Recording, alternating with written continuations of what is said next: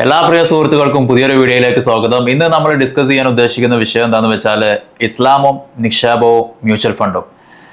വളരെ ഏറെ ചർച്ച ചെയ്യപ്പെട്ടുകൊണ്ടിരിക്കുന്ന ഒരു വിഷയമാണ് ഇത്. പ്രധാനമായിട്ടും ഈ കാലഘട്ടത്തിൽ നിക്ഷേപത്തെ ഒരുപാട് പ്രോത്സാഹിപ്പിക്കുന്ന ഒരു കാലവും അതുപോലെ തന്നെ ഇത്തരത്തിലുള്ള ഒരുപാട് സോഷ്യൽ മീഡിയ ഇൻഫ്ലുവൻസേഴ്സും ഫിനാൻഷ്യൽ അഡ്വൈസേഴ്സും ഒക്കെ വന്നുകൊണ്ടിരിക്കുന്ന ഒരു കാലത്ത് ഇസ്ലാമിന് മ്യൂച്വൽ ഫണ്ടുമായി ബന്ധപ്പെട്ടിട്ട് നിക്ഷേപവുമായി ബന്ധപ്പെട്ടിട്ട് പറയാനുള്ളത് എന്താണെന്നുള്ളതാണ് ഇന്ന് നമ്മൾ ഡിസ്കസ് ചെയ്യാൻ ഉദ്ദേശിക്കുന്നത്. നിങ്ങൾക്കറിയാവുന്നത് പോലെ തന്നെ വിശുദ്ധ ഖുർആനും അതുപോലെ തന്നെ ഹദീസുകളും വളരെ കൃത്യമായിട്ട് പറയുന്ന അല്ലെങ്കിൽ കൺവേ ചെയ്യുന്ന ഒരു മെസ്സേജ് എന്താണെന്ന് വെച്ചാൽ ഇബാദത്ത് കഴിഞ്ഞാൽ ഏറ്റവും കൂടുതൽ പ്രചോദനം നൽകിയിട്ടുള്ള ഒന്നാണ് നിക്ഷേപിക്കാനും സമ്പാദിക്കാനുമായിട്ട്.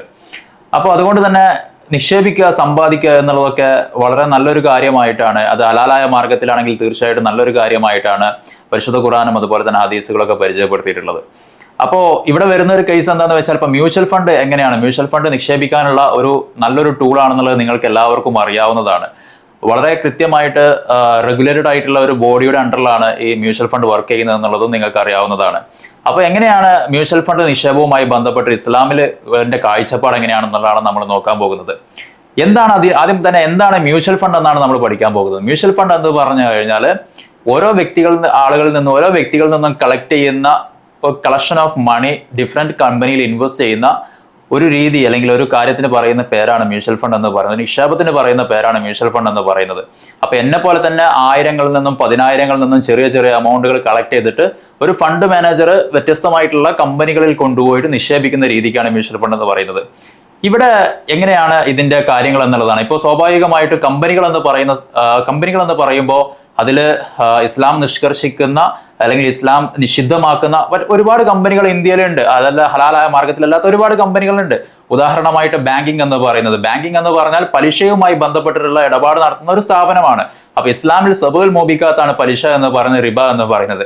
അപ്പൊ അത് തീർച്ചയായിട്ടും ഒരു മതവിശ്വാസിയെ സംബന്ധിച്ചിടത്തോളം നിഷിദ്ധമാക്കപ്പെട്ടിട്ടുള്ള അനുവദിക്കാത്ത ഒരു കാര്യമാണ്. അപ്പോൾ അവിടെ സ്വാഭാവികമായിട്ടും മ്യൂച്വൽ ഫണ്ട് നിക്ഷേപിക്കണോ വേണ്ടേ എന്നുള്ളതുണ്ട്.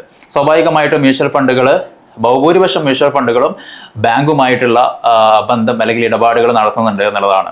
അതേസമയം മറ്റൊരു മേഖലയാണ് ഇപ്പോൾ ഇസ്ലാം നിഷിദ്ധമാക്കപ്പെട്ടിട്ടുള്ള അതുപോലെ ഗാംബ്ലിങ് അതുപോലെ അത്തരത്തിലുള്ള വിഷയങ്ങൾ വരുന്നുണ്ട്. അപ്പോൾ ഇത്തരത്തിലുള്ള കാര്യങ്ങൾ ഉണ്ടായിരിക്കുക മ്യൂച്വൽ ഫണ്ട് എന്നുള്ളത് പല പണ്ഡിതന്മാരും ഹറാമാണെന്നും പറയുന്നുണ്ട് ഒരുപക്ഷം, അതേസമയം ഹലാലാണെന്നുള്ള രീതിയിലും പറയുന്നുണ്ട്.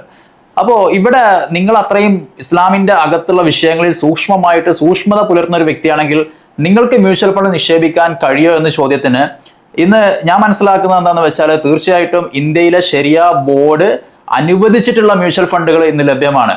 ഉദാഹരണമായിട്ട് ടാറ്റ എത്തിക്കൽ ഫണ്ട് എന്ന് പറയുന്നത് 1996 നിലവിൽ വന്നിട്ടുള്ള ഒരു മ്യൂച്വൽ ഫണ്ടാണ്. എന്താണ് ടാറ്റ എത്തിക്കൽ ഫണ്ട് കൊണ്ട് ഉദ്ദേശിക്കുന്നത്, അല്ലെങ്കിൽ ടാറ്റ എത്തിക്കൽ ഫണ്ട് പുറത്തിറക്കുമ്പോൾ അവരുടെ ഉദ്ദേശ ലക്ഷ്യം എന്താണെന്ന് വെച്ച് കഴിഞ്ഞാൽ മുസ്ലിം കമ്മ്യൂണിറ്റിയിൽ അവർക്ക് നിക്ഷേപയോഗ്യമാകുന്ന രീതിയിൽ അവർക്ക് എങ്ങനെയാണ് മ്യൂച്വൽ ഫണ്ട് ഇൻഡസ്ട്രിയിൽ പാർട്ടിസിപ്പേറ്റ് ചെയ്യാൻ പറ്റുക എന്നുള്ള ഒരു ഉദ്ദേശത്തിന്റെ പുറത്ത് രൂപം കൊണ്ടിട്ടുള്ള ഒരു ഫണ്ടാണ് ടാറ്റ എത്തിക്കൽ ഫണ്ട് എന്ന് പറയുന്നത്. ഏകദേശം 28 വർഷത്തിലധികമായി ആ ഫണ്ട് ഇന്ന് ഇന്ത്യയിൽ നിലവിലുണ്ട്.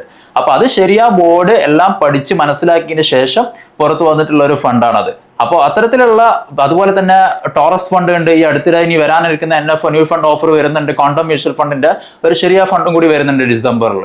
അപ്പൊ ഇത്തരത്തിലുള്ള ശരിയാ കംപ്ലൈൻസോട് കൂടിയിട്ടുള്ള മ്യൂച്വൽ ഫണ്ടിൽ നിങ്ങൾക്ക് തീർച്ചയായിട്ടും നിക്ഷേപിക്കാം എന്നുള്ളതാണ് പണ്ഡിതന്മാർ പറയുന്നത്. ഇന്ത്യയിൽ തന്നെ വളരെ പ്രബലമായിട്ടുള്ള ഒരു പണ്ഡിതനായിട്ടുള്ള സക്കീർ നായിക്കിന്റെ ഒക്കെ വീഡിയോസ് നിങ്ങൾ എടുത്ത് പരിശോധിച്ച് നോക്കുകയാണെങ്കിൽ അദ്ദേഹം വളരെ വ്യക്തമായിട്ട് പറയുന്ന കാര്യമാണ്, നിങ്ങൾക്ക് ശരിയായ കംപ്ലൈൻസോട് കൂടിയുള്ള മ്യൂച്വൽ ഫണ്ടിന് നിക്ഷേപയോഗ്യമാണ് എന്നുള്ളത്. ഇസ്ലാമിന്റെ എല്ലാ പ്രിൻസിപ്പിളും ഉപയോഗിച്ച് അല്ലെങ്കിൽ ആ ഇസ്ലാമിന്റെ ആശയങ്ങൾക്കുള്ളിൽ നിന്നുകൊണ്ട് തന്നെ നിങ്ങൾക്ക് നിക്ഷേപിക്കാൻ പറ്റുന്ന മ്യൂച്വൽ ഫണ്ടുകൾ ഉണ്ട് എന്നുള്ളതും അതിൽ നിങ്ങൾക്ക് നിക്ഷേപിക്കാവുന്നതാണ് എന്നും കൃത്യമായിട്ട് പറയുന്നുണ്ട്. ടാറ്റ എത്തിക്കൽ ഫണ്ടുമായി ബന്ധപ്പെട്ടുള്ള വിശദമായിട്ടുള്ള ഒരു വീഡിയോ നെക്സ്റ്റ് എപ്പിസോഡിൽ കാണാവുന്നതാണ്.